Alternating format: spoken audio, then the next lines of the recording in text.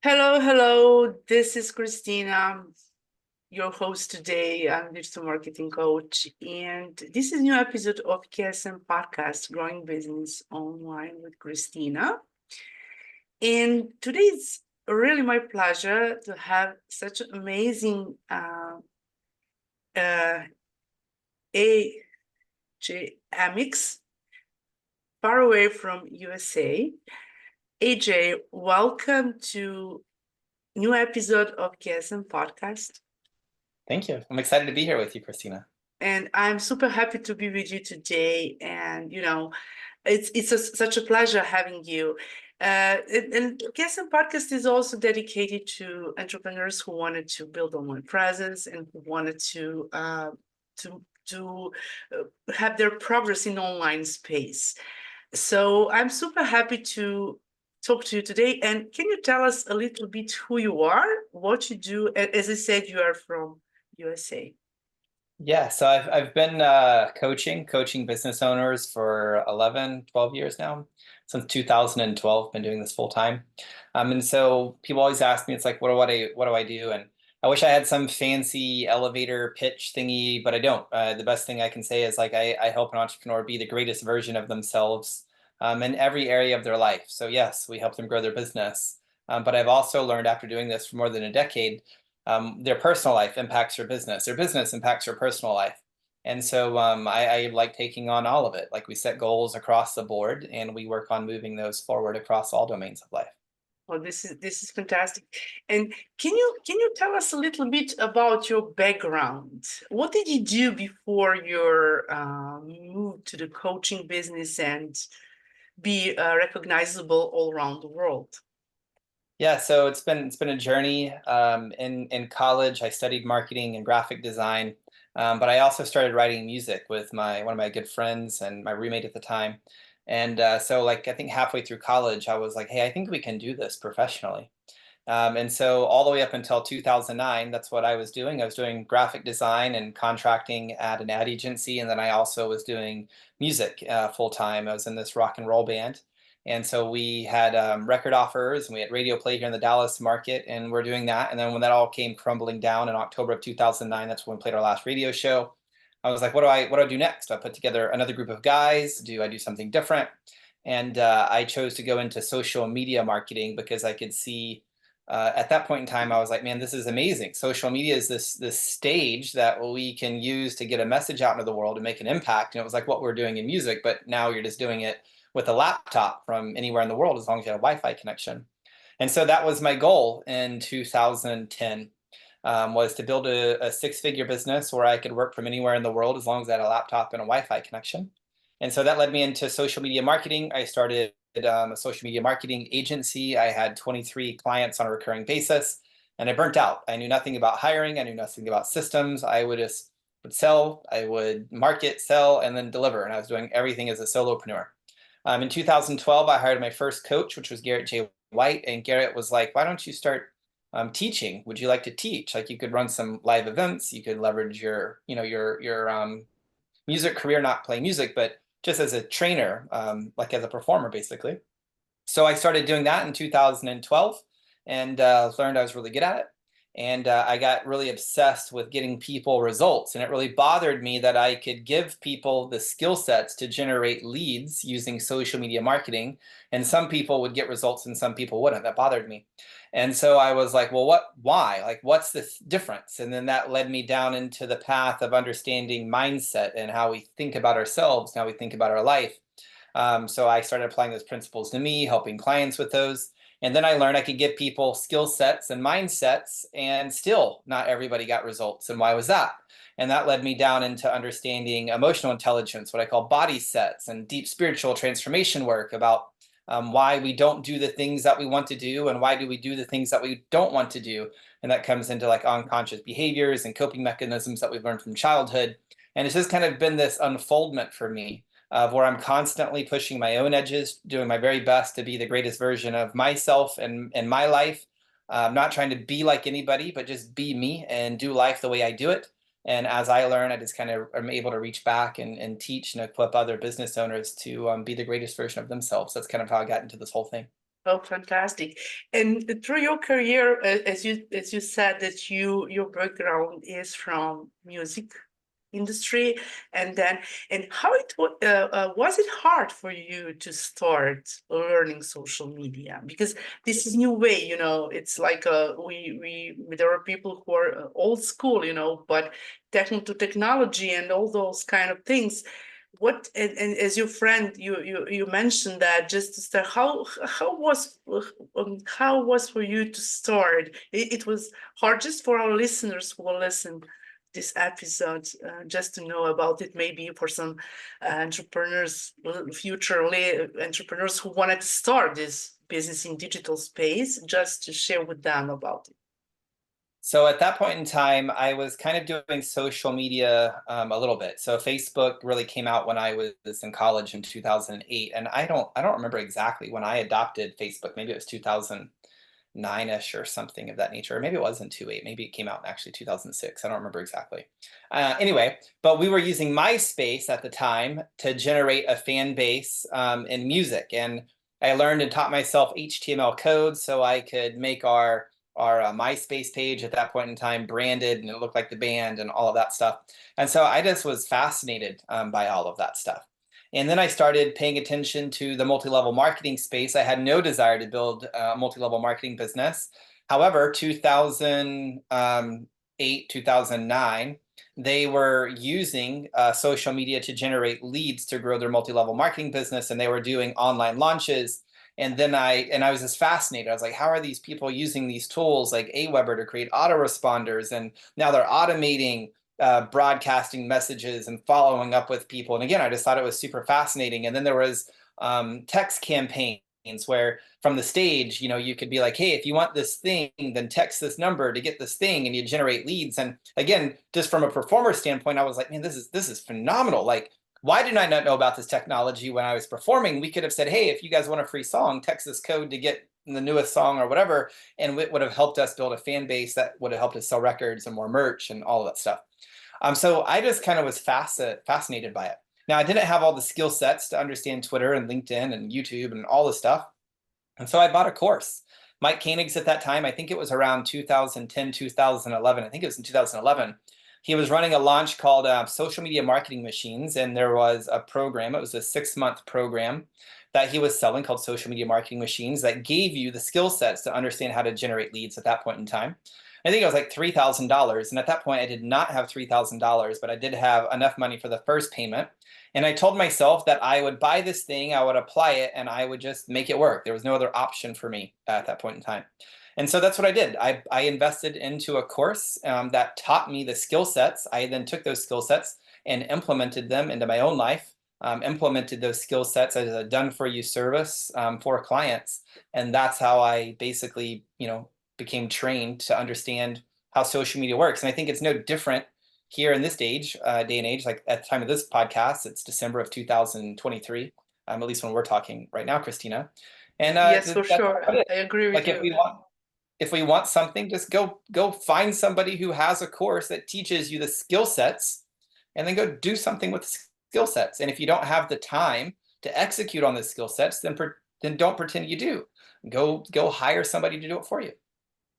Yes, and as you said, because and for me it was 13 years ago, like to start with starting doing websites, like at that time, and it was like when you work with people in online space, you're always in vortex, you're always in place to connect with them and to learn, and if you don't know something, just engage your mentor, coach, whoever, to help you to move you forward, because all those people were learning from someone. I mean, as Totally. we as me as well, you as well. So we need someone who maybe moved in this space before us and share their experience. Yeah, and now you have YouTube too. I mean, you basically can learn anything that you want to learn for free. Like if you know what to ask YouTube and to the search query, you have somebody that's willing to teach you a skill set for free. And so in this day and age, it's like if you don't have money, but you have more time than you have money, then use your time to learn the skill set and execute. Be willing to fail. Be willing to mess it up. Be willing to make mistakes. This is how you learn. If you have more money than you have time, then hire somebody to do it for you. Or you could buy a course that's going to help you collapse the time to get from point A to point B efficiently. And of course you can do it organically, because if you, as you mentioned, because it's so, I'm so curious about it, because you mentioned emotional intelligence, and maybe we can just talk about it just to connect with something which is so inside of us. When we really want something, we can achieve it. As you mentioned, that you have many courses for free on YouTube channel, and you can start with from scratch, and then you can upgrade for something, for some courses, or pay, or just engage your mentor, or your coach, or whoever may be. And especially if you wanted to be a part of digital marketing space or something like that. Yes, and so what's your question? Question is how we as a persons can just through emotional intelligence open ourselves to achieve what we wanted to achieve, what we wanted to do in our life in terms of business. To start, there are people who are in fear, and they are in stuck, and they just need to be open much more to achieve their goals and dreams. Well, so if we're just talking about making money, I don't think we need a lot of emotional intelligence to be able to make money, because it comes back to, like, do we have an irresistible offer that solves a specific problem at a price point that makes a good value exchange, meaning us be willing to render the service or to give a product to somebody. We're saying, hey, I value your money more than giving you this product or service. And the person giving the money says, well, I value receiving this product or service more than this money. And so value exchange can take place, and that has nothing to do with emotional intelligence. However, once we pass that hurdle, when it comes to keeping money, definitely emotional intelligence seems to be a huge thing for entrepreneurs, because oftentimes they burn out because they're driven by their deepest fear, whatever that is, different things for different people. Typically, when people create a business, they are creating a business from, they believe they have to prove their worth, or they're not enough, or they're afraid to be a loser or inadequate, or nothing matters. And so they build this empire, so to speak. And then once they build this empire, they still feel like, when they're honest with themselves, when the man or the woman looks in the mirror and they're honest with themselves, just because the exterior has changed, the external has changed, the interior hasn't. And so until we can do the inner work and the emotional intelligence work to burn through all of kind of our shadows or what we're resisting, then typically we're going to burn out, and we're going to quit, not being able to sustain the level of success, or we're not willing to receive how good life can actually be. So I think they're kind of two different conversations. So if we're just talking about marketing, there's just some basic principles that have nothing to do with emotional intelligence. But when we talk about the idea of creating a business where we're receiving money, we're expressing ourselves fully, and we're enjoying the journey, then for sure, emotional intelligence definitely plays into the equation. This is fantastic, and I'm learning from you at the moment, just to be honest, because as you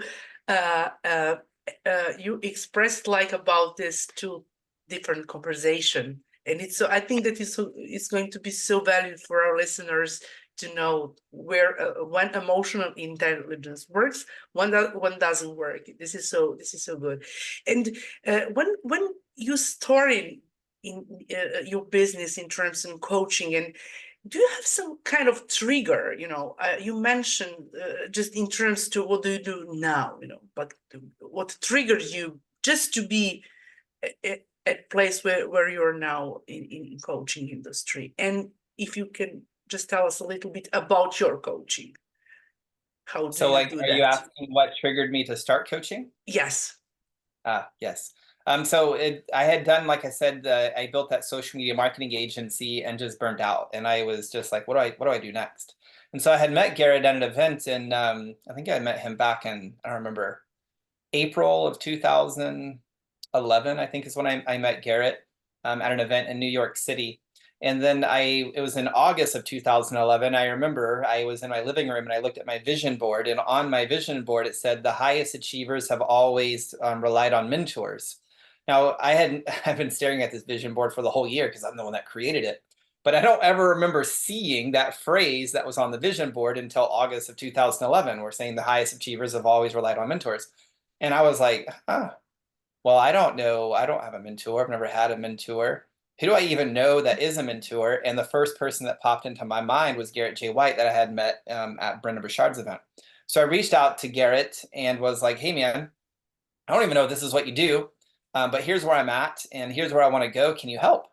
And he was like, yeah, sure, I'd love to help you. So we had a call. And so that call with Garrett is kind of what led me into coaching. I mean, I know now coaching is a huge, $1 billion industry. People are coming into coaching.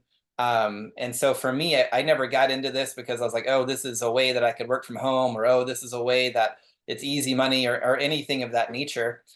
This is kind of in the unfoldment. And so that kind of brings the questions like, well, why do I continue coaching? Number one, is enjoy it. And number two, I have come to learn I'm extremely good at it. Like what happens is like in human performance, in generating results, there's kind of three areas. There's what we know that we know. There's what we know that we don't know. And then there's what we know or what we don't know that we don't know. So if we know something, great, we know something. If we know that we don't know something, well, we're still in control. We're like, I know I don't know this. So let me buy a book. Let me hire a coach. Let me hire, give me the skill set, whatever I need to do. Give me the strategy, right? We can handle that. But the real growth, the real transformation, the things that are going to move the needle is when we start living in the place of what we don't know that we don't know. And we have someone inside our life, whether it's a mastermind or a coach, that's willing to help us see, like, hey, did you know this? And if you did this, it would actually generate this result for you. And right now, I had no idea. That's where the real growth and transformation takes place. And so for whatever crazy reason, I've become obsessed with it. This is kind of my personality. I get obsessed with things. When I was growing up, I was obsessed with playing soccer. That's all I did, or football, depending on what country you're a part of. But I grew up, I loved it. I played it. I ate it. I drank it. I slept it. I was obsessed. And then when it came into coaching, I got obsessed. And so I'm constantly reading. I'm constantly studying. I'm constantly exploring my own edges. And that's just kind of blossomed into a coaching business for me, where I'm able to have the skill sets and the mindsets and the body sets to help people live in this place of where they don't know what they don't know, where they can receive massive transformation. And this is fantastic, because as you said, we need to learn if we wanted to achieve something, to read, to learn, and this is constantly learning. I mean, no boundaries, because if we wanted to grow, this is amazing what you said, just for our listeners, and I think that they can learn from this part, because just to have open mind and to know if they wanted to. I think, and as you said, there are many people they really want something, but they don't know what they want. As you said, they know something, but they don't know. And this is really that you can engage with some book, or just read it, or engage someone, or interact with someone, or whoever may be, and whatever may be. But this is the way, just to, if you wanted to be successful, if you wanted to grow, because I think that nowadays in technological technology, and many new things, everything is very, very fast, and changes are so than before, maybe 30 years ago. Everything we need to follow up, we need to focus in this topic, in this core of our business, I mean. Well, there's certain things that many people don't understand about themselves, or why they're not taking action. It's one thing to read a book. It's another thing to actually take the information and do something with it. So for example, I was working on a coaching call with one of my private clients today, and she has this client that just triggers her. She just triggers the shit out of her. She doesn't even really like working with this client. And she's trying to figure out, like, well, why am I so upset by this client?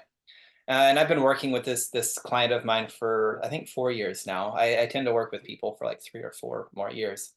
And so I know her history. I know basically all that you can know about a human. I know a lot, especially if I spent 4 years with somebody. And so I asked her, I was like, well, I imagine she reminds you of your aunt. And she's like, oh yeah, she does. And I was like, okay. And I was like, so if you were speaking with your aunt, would you be able to just be yourself and ask some questions? So rather than taking on the shame that the client is projecting onto you, could you just not make it about yourself and just ask a question that takes this projected shame and puts it right back on her? Not because you're trying to avoid something. It's just like, here's shame. I'm going to give it back to you and let's see where this goes, and asking a coaching question. And she's like, oh, I have done that with my aunt before she had passed away. And it was hugely transformational. And she shared this story with me. And I was like, great. Were there times with your aunt that you didn't show up that way? And she's like, yeah. I'm like, great. Why? She said, well, I was afraid if I said something, it may have triggered her anger. And I was like, ah, interesting. And if it triggered her anger, would you then have felt abandoned? And it would have pulled up all of these suppressed and repressed emotions in your body of a fear of abandonment, like when you were a child. She was like, yeah. I'm like, fantastic. So is the reason that you're not willing to just be yourself and coach this individual is because you're afraid if you trigger her anger, you're afraid of experiencing the pain of abandonment inside of your body. Once again, she's like, yeah, I've never thought about it that way. It's like, great. Well, now we have a choice. You can either choose to be yourself with this client and coach her, because that's what she's hired you to do, or you can continue running from the fear of being abandoned. What are you going to choose, right? This opened up a whole new possibility for her to just be her and continue getting paid to just be her and be an amazing coach. And she is one of the best transformational writing coaches in the world, right? But every single human being is working with stuff. Every single human being is going through their own journeys and trials and tribulations. I don't care what level of success that they're playing at. I promise you, they have challenges, they have trials, they have tribulations. So when you can step inside a coaching relationship, this is what I mean. This client of mine, she didn't know what she didn't know. If we look at the service, it's just like a coach who's trying to work with a client, a service provider who's working with a client. But when we dig underneath of what's actually driving her behavior, or in this example, her not acting on what she wants to do, it's something way deeper that happened many years ago. When we can pull that out and look at it, she has a new positionality. She has a new perception, which then opens up a new possibility that she can do something with. And when she does something with that new possibility, it's going to create a new result, a new experience for her, right? That wasn't possible before that conversation. This is the gift of what happens when we start working with a great coach, when we start diving into the area of what we don't know that we don't know. It's like a time machine. It's like a time machine that opens up possibilities, possibilities that we can then embody to create new results. Does this make sense? Yeah, of course, and you really need someone to open your eyes to see, because as you said, there are people, and especially that we don't know what we don't know. And then as I said many times, through this job, what I do, and through this podcast, and also through the social media and my clients on international market and other, many of them help me to open my eyes and to move and to be who am I now, especially because you see opportunities. You see, sometimes you don't have chance to see your possibilities and get new skills and new experience as a human being.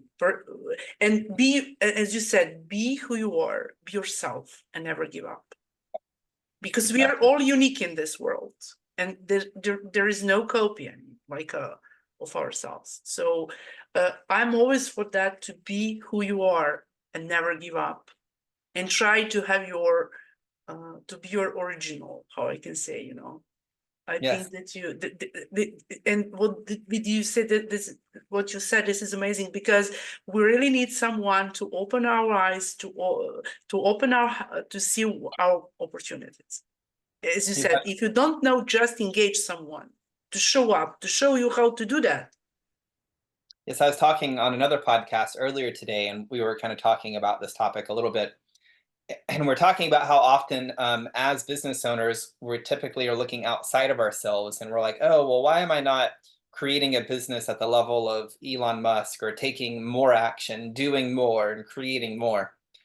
And I was like, well, this is kind of a trap, because now we're already in a land, we're living in a place of comparing, and that's just going to lead to despair, like it constantly is. There's nothing to look outside of us for some inspiration or gain some skill sets, but if we're trying to be someone else rather than ourselves, this is a problem. And I asked this guy in this podcast a question. I was like, who did Michael Jordan play basketball like? And he was like, Michael Jordan. I'm like, exactly. I was like, who did Messi play football like, or soccer like? Well, Messi. Cristiano Ronaldo. Who does Cristiano Ronaldo play football like? Well, Cristiano Ronaldo, right? He's not trying to be Pele. He's not trying to be some other, I don't know, a bunch of the stars from Portugal, so forgive me. But whoever they are, they are. My point is, the people who are great at sports, music, entertainment, business, they're just being themselves. They're fully embracing their journey. They're fully expressing the greatest expression of who they are. They're fully going through their journey. But the point is they're playing their game. Do they draw inspiration from other players in their industry? Yeah, sure. Do they gain other skill sets from talking with other people and networking with other people? Yeah, sure. But at the end of the day, they're fully committed to just playing the game that they experience massive joy playing that game, and they play it the way that they want to play it. And this has been kind of the theme, for at least for me today on podcast, is inspiring business owners to come back to whatever your business is, whatever your product or your service. It doesn't matter to me. Do it the way that you want to do it. It's your business. It's your life. You serve the people how you want to. Yes, gain some skill sets and some mindsets from other people. But at the end of the day, do business the way that you choose to do that business.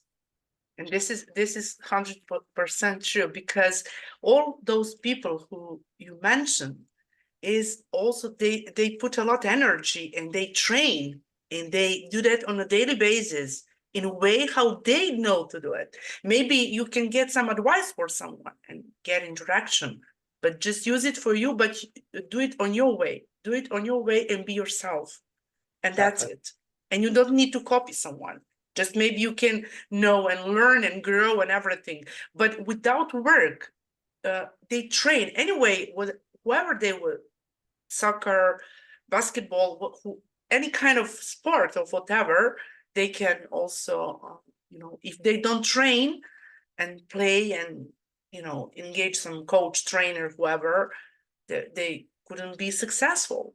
We need, because there is one that we have 20% is our natural, how I can say, quality, or what we have as a person, but 80% is the work. I mean, to move some in your industry to be successful.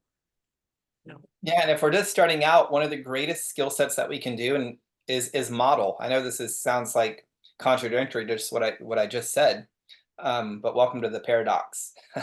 And so, if we're just starting out, like even if we could look at Messi, if we look at Cristiano Ronaldo, if we go way back when they first started playing football as a child, they did have soccer stars that they emulated, that they modeled, right? This is how they gained the skill sets to play the game.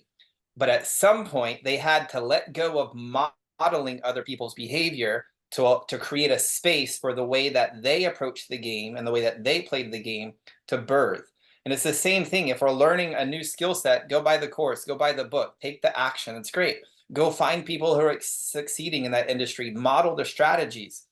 But you can't just live in it constantly where you're like, okay, my entire strategy for life is I'm going to look outside of me and just only model other people. Like what got you to where you're at today is not going to get you to this next place that what you want to get at or what you want to experience, right? It's that old adage of like what got you here is not going to get you to where you want to go next. So that's what I'm saying. If we're just starting out, yeah, model someone. But once you have the skill sets, then it's time for you to trust yourself to play and do things the way that you want to do them. That's fantastic. And we can all just sit down and say, okay, I would, and as you said, just look around and say, okay, why I'm not successful? If I don't take action on a daily basis and follow up what I wanted to do, and do, it's not saying sometimes hard work, but we need to be, just to be who we are exactly. And this is the way to be. I think if we allow ourselves to even ask this question of why am I not successful, it's a very tricky question, because I learned from Tony Robbins, the quality of our questions determine the quality of our life. And so if I'm asking a question that is, why am I not successful? If I come back to this biblical scripture, and this isn't about the Bible, it's just a principle: ask and ye shall find, knock and the door will be opened. So there's a level of responsibility where we have to be careful on what questions are we asking and what doors are we knocking on. If I ask a question, why am I not successful? I'm going to get answers of why I'm not successful. A better question, a more empowering question would be, what is success to me? What do I want to experience? What is that for me? Because it doesn't matter, why am I not successful? Who cares? Better question, what is success to you? What are the targets? Can you cast forth the vision? And then what are the skill sets? What are the mindsets? What are the body sets that's required? And will you go on the journey to creating what you deem as success? It's not about what they or the world or the market or your parents or your religion deems as success. Who cares? What matters is what do you choose to define as success? And then are you willing to go do something about that? That's fantastic. So for our listeners who will listen, this episode is going to be so valued just to know and to learn about themselves if they wanted to start business. And HA, can you tell us a little bit, who are mostly your clients? Who do you work with? Yeah, a lot of the clients I work with are 6-figure and 7-figure entrepreneurs. They're in different industries, whether they're coaches or they're consultants or we're in software. So they're software founders, they're CEOs of businesses. They're 6-figure solopreneurs. Those are typically the people I coach. That's fantastic. And I know that you are I'm not sure, but one of the top coach by HubSpot. Can you tell us a little bit about, for our listeners, just to share with us that position? Yeah, so HubSpot, they're a large CRM marketing company. They've been around quite a while. They're pretty prestigious in technology and marketing. And so they had featured me as like one of the top 10 coaches in the world. And I forgot for what year it started, 2018, maybe. I don't know. You guys can go Google it. But 2019, 2018. And so every year they just kept featuring me in an article that one of their editors to wrote. And so it's very nice of them. I tell them, thank you so much for featuring me in their article. But I didn't like pay them. I didn't reach out to ask them. It was just, and sometimes you can. I'm not against, by the way, I'm not against using PR and paying for PR and positioning at all. But this is just something that just happened. And happenstance, I guess you could say. Yes, it was a happenstance, it's coincidence. And at the other side of that coin, I also feel like I've earned it. Like I've created content for a decade. I've shipped it out in the marketplace. My results speak for themselves. And that's how that all came about. And congratulations on that position, just I'm super happy with that. I really wanted to congratulate personally in this episode. And I know that you run also your podcast. Can you tell us a little bit about your podcast and who are your guest speakers, just to share with us maybe some topics? What do you do? Who are mostly your guest speakers?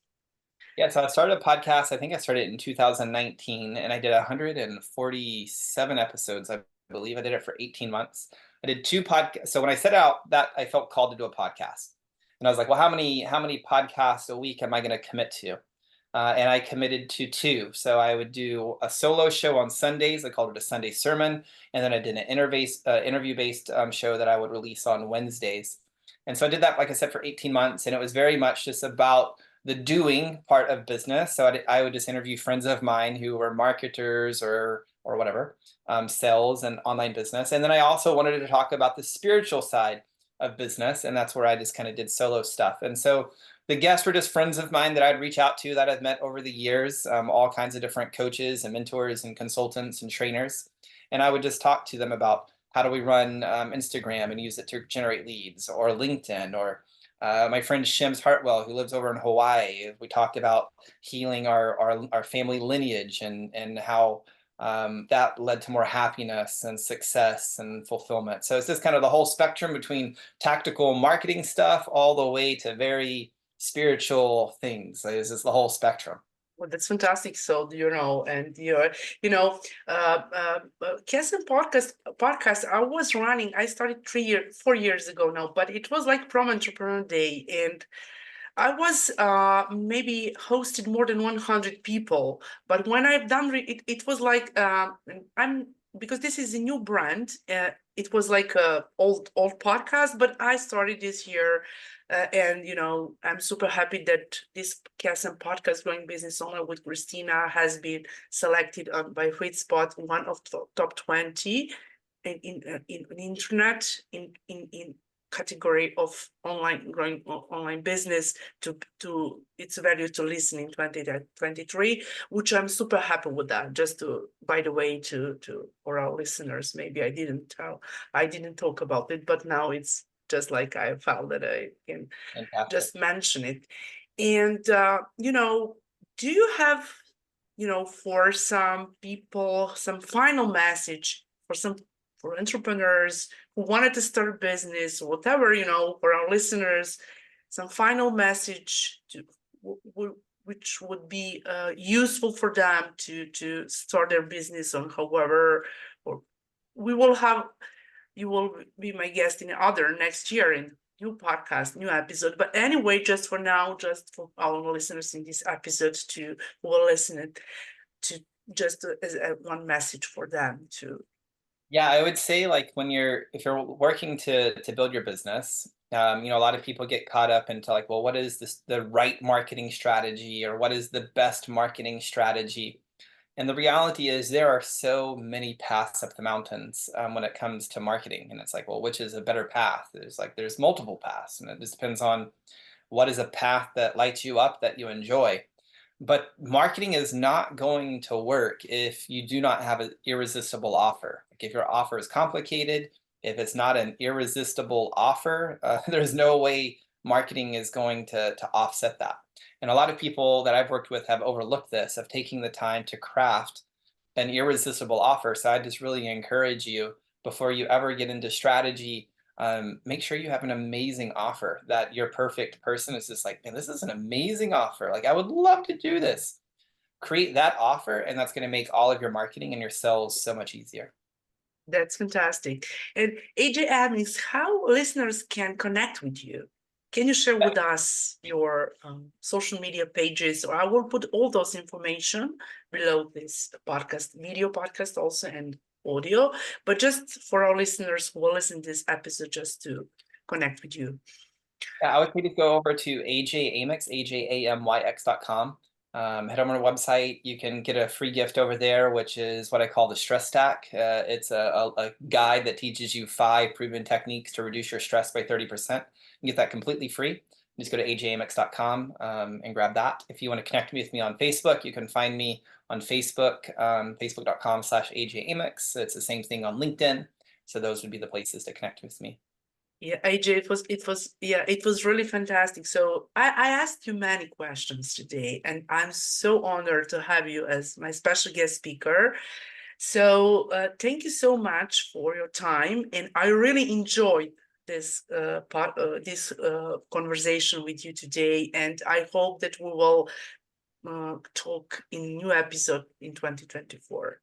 Awesome. Thank you, Christina. Thanks for having me. Appreciate it. Thank you so much, and have Merry Christmas and Happy New Year, and see you in 2024. And I wish you a lot of success to you and your family. Thank you again for having you to be my guest speaker today. Thank you so much. Welcome. Goodbye. Bye for now.